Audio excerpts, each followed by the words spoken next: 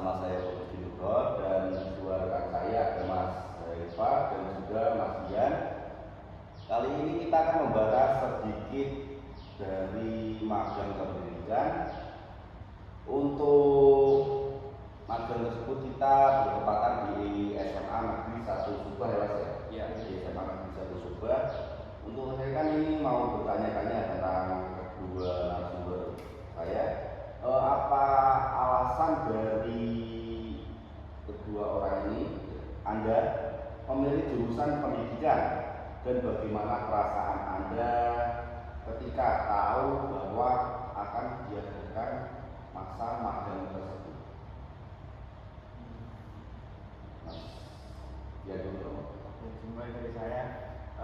Alasan saya memilih jurusan pendidikan ini sebenarnya itu dari awal itu ini adalah pilihan dari orang tua, tapi secara berjalannya waktu saya sendiri ya saya merasa nyaman-nyaman saja di jurusan pendidikan karena sebagai tenaga pendidik itu adalah suatu kebanggaan sendiri bisa bertemu dengan anak-anak siswa-siswa nantinya ketika kita jadi tenaga pendidik untuk pertama kali tahu akan menjalani kegiatan magang pendidikan ini. Perasaan saya mungkin pertama saya agak kurang siap, ragu untuk menjalani magang karena belum ada pengalaman yang bisa dijalani nanti ketika magang. Tapi setelah saya sampai sekarang menjalani magang, saya merasa nyaman saja dan saya merasa tenang ketika sudah bertemu dengan siswa-siswi terutama di SMA 1 Subah ini. Berarti kan itu dari dulu kalau ambil jurusan pendidikan itu tidak dari passion sendiri, malah ikut orang tua dulu. Ya, untuk pertama itu saya ikut orang tua karena sebenarnya itu saya itu sebelum di kuliah itu kan sudah mengenal kayak kerjaan, jadi udah nyaman di kerjaan, jadi rasanya tidak mau kuliah. Lalu dipilihkan oleh orang tua untuk masuk ke jurusan pendidikan ini terutama di olahraga ini. Jadi saya ikut saja. Jadi ikut ya, berarti kan saran dari orang tua gitu ya. Untuk dari Mas Eva sendiri itu kesan Mas Eva diterima di jurusan pendidikan dan bagaimana perasaan Anda juga ketika ada program kependidikan, program magang pendidikan. Kalau saya itu sampai aja kita sampai aja. Siap. Saya memilih jurusan pendidikan itu sebenarnya mau nerusin karir orang tua. Jadi guru olahraga. Sama-sama guru. Jurusan sama orang tua itu sama, fisika S2 atau gimana Mas? Kalau orang tua itu PKLU. Betul, beda namanya. Tapi sama, berarti jurusannya itu istilahnya guru olahraga gitu. Ya. Terus kesan Mas Eva itu ketika dengar ada magang kependidikan itu rasanya gimana? Apakah kaget? Apakah Mas Eva belum siap? Apakah sudah siap sekali? Gimana Mas? Kalau awalnya itu pastinya belum siap. Dan setelah melaksanakan itu ternyata manfaatnya itu banyak. Walaupun magangnya di sekolahan itu kan itu interaksinya itu langsung sama murid. Kalau dulunya kalau pas kuliah itu cuma sama teman sendiri kan jadinya enggak kurang lah, kurang. Betul. Kita juga kalau sebagai tenaga pendidikan juga butuh murid yang sama-sama menghormati lah. Kalau teman-temannya biasanya kan suka cerewet gimana. Untuk ini bagaimana pengalaman Anda ketika pertama kali mengajar di depan kelas? Apakah ada rasa gugup atau ada kejadian menarik itu Mas? Bisa diceritakan atau gimana? Untuk pengalaman saya pertama kali masuk kelas ya mesti ada rasa gugup. Terus juga kan kita kan mungkin dari mahasiswa magang ini kan belum tahu bagaimana cara mengajar guru mata pelajaran yang ada di SMA Suba ini. Jadi kita harus perlu ada observasi, ada asistensi kan juga ada. Jadi supaya kita tahu tata caranya gimana, awalannya gimana, ngajarnya yang diterapkan di SMA Suba ini. Mungkin itu saja sih. Ada kejadian menarik atau gimana yang dialami Mas Dian apa? Udah apa belum? Kalau kejadian belum ada, sampai saat ini belum ada kejadian menarik. Tapi kan kadang ada murid-murid yang begitulah yang kelakuannya seperti gimana itu belum ada berarti. Untuk murid-murid yang seperti itu ya saya yaitu umum, banyak yang seperti itu karena ya mungkin gara-gara COVID kemarin jadi anak-anak tidak ada yang kurang lah mengutamakan adabnya, mungkin banyak yang bercanda walaupun kepada orang yang lebih tua dan lain-lain, mungkin itu banyak. Ya jangan dianggap maklum, kita sebagai tenaga pendidikan harus bisa mengubahnya. Iya. Berarti sama juga kita kan nggak didik dari segi pelajaran aja, kita juga ikut serta mendidik dengan adabnya juga ya. Iya. Untuk dari Mas Deva, pengalaman pertama mengajar itu gimana Mas? Kaget apa atau masih grogi atau gimana? San Mas Deva. Kalau pengalaman pertama saat saya mengajar itu grogi pasti, sama gugup juga. Cuman dengan berjalannya waktu itu rasa itu hilang sendiri Mas, nanti akan terbiasa. Berarti pertama ya pasti gugup Mas ya. Berarti ya lalu kita interaksi dengan murid-murid lalu terbiasa. Untuk tantangan terbesar yang dihadapi selama magang dan bagaimana cara mengatasinya Mas? Biasanya kan dari magang tersebut ada berbagai tantangan yang harus kita lewati. Ada dari peraturan sekolah yang harus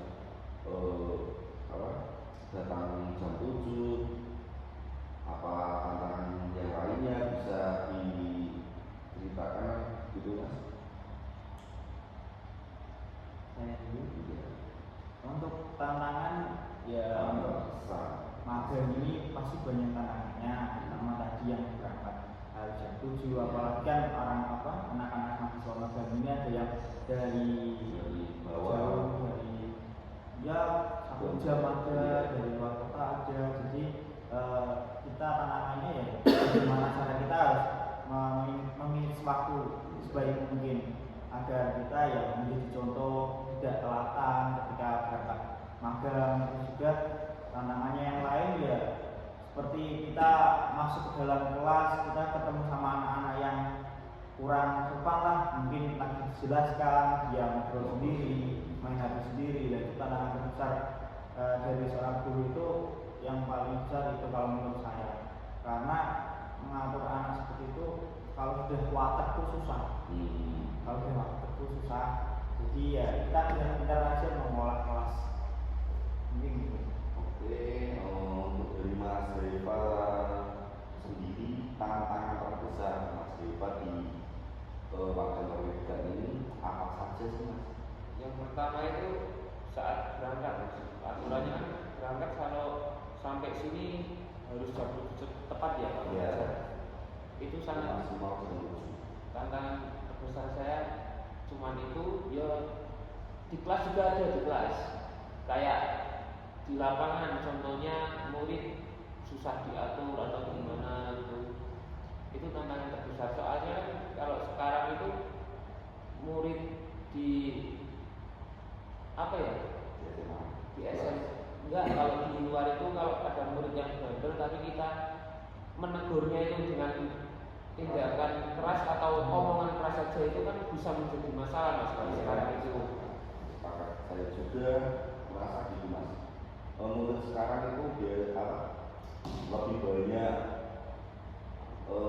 sering-sering itu aktivitasnya lebih tinggi, soalnya biasanya diajar itu malah buat dibariskan ngomong sendiri. Untuk bagaimana interaksi kalian dengan siswa, apakah ada momen yang berkesan ini? Momen-momen yang berkesan, apakah ada yang siswanya terlalu pintar, apakah ada siswa yang tidak bertanya-tanya, apa ada yang malah siswa diam semua satu kelas. Itu momen yang berkesan dari Mas Dian itu gimana? Kalau saya interaksi dengan siswa yang memang berkesannya itu saya suka di sini itu siswanya untuk pertama kali saya masuk tuh ramah-ramah pertama, terus juga dia murah senyum dan lain-lain, suka bercanda. Saya suka itu di siswa sama juga.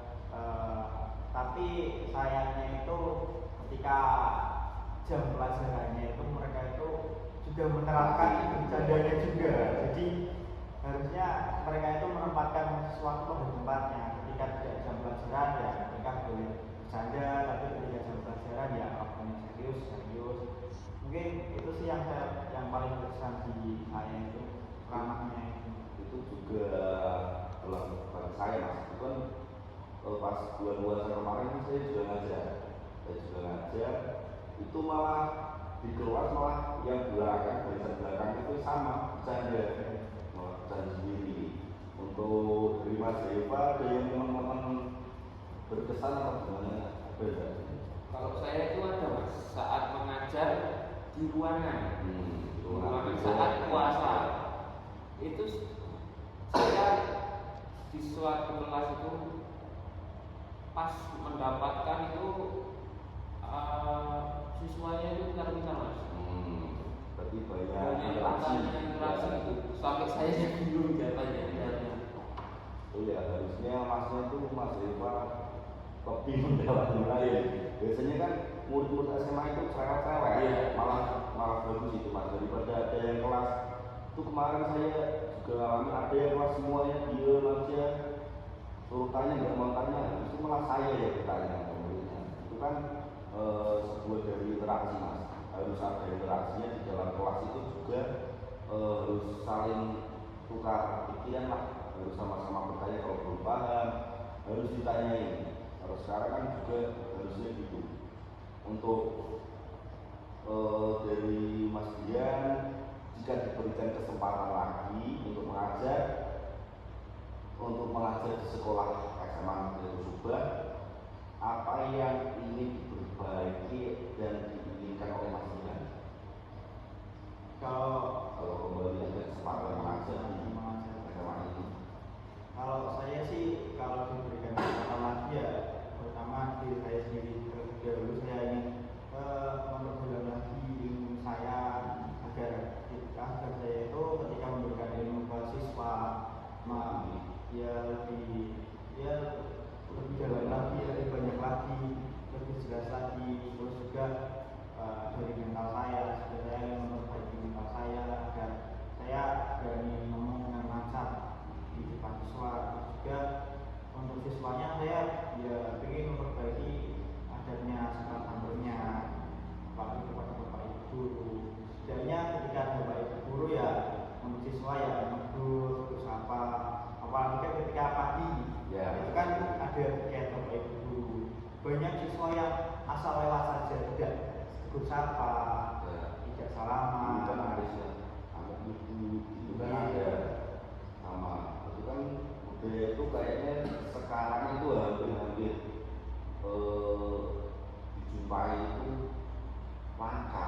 Iya kan. Makanya saya kan harus katanya itu kan guru PJK olahraga itu sebelum bisa. Apalagi itu. Apalagi kita menemui anak-anak yang kurang sopan, anak-anak yang nakalan, kita harus lebih dari guru BK. Kasih perhatian khusus sama senior. Iya, mungkin itu sih. Untuk Mas Eva, jika diberi kesempatan lagi untuk mengajar di SMA ini, apa yang akan diperbaiki dari Mas Eva tersebut? Yang pertama itu dari diri saya sendiri seperti Mas Dian, untuk biar bisa mengajarnya lebih lancar atau gimana, dan kedisiplinan Ya, untuk kan siswa. juga kan dari mahasiswa jadi guru, istilahnya kan guru kita pakai istilahnya guru dari mahasiswa kan kita aja kan biasanya kuliah ada yang siang, ada yang sore, itu kan memberikan kita semua tantangan ya. Dari pagi kita kan kuliah biasanya jam 10 harus jadi kita SMA harus lebih pagi lagi jam 7 kan, itu kan juga memberikan kita sebuah menjadi harus disiplin lah. Ini pertanyaan terakhir untuk Mas semuanya, kesan dan pesan untuk anak-anak SMA Negeri 1 Subah, kesan dan pesan dari Bapak Dian. Kalau dari saya sangat berkesan magang di SMA Negeri Subah. Sebelumnya saya juga mau berterima kasih kepada Bapak Kepala Sekolah, Bapak Citrandes Kusmono, yang telah mengizinkan kita untuk magang di sini. Juga saya juga mau terima kasih sama Bapak Ibu guru, terutama Bapak Ibu Pamo yang sudah memimpin kita selama magang ini, terus juga sudah menerima kita dengan ramah dan lain-lain, dengan senyuman. Terus juga saya mau terima kasih juga kepada anak-anak siswa-siswi yang telah menerima kita juga dengan baik, walaupun mungkin banyak yang masih celek-celekan dan lain-lain. Saya juga inginnya cuma berpesan, siswa-siswi ya juga adabnya, sopan santunnya, tetap bersapa sama Bapak Ibu guru. Ketika diberikan ilmu ya kalian dengarkan, jangan ngobrol sendiri dan lain-lain sendiri. Setidaknya menghargailah kepada Bapak Ibu guru. Mungkin itu sih, terima kasih. Mungkin ini kan juga podcast pertama dan terakhir kalinya kita ya. Mungkin ini ada podcast lagi. Ya, semoga saja. Dari saya pribadi juga mohon maaf kepada semuanya yang mungkin saya sendiri ada kesalahan, mungkin ketika mengajar dan lain-lain. Mungkin ketika saya ngobrol terlalu berlebihan, saya mohon maaf juga. Mungkin itu saja sih dari saya.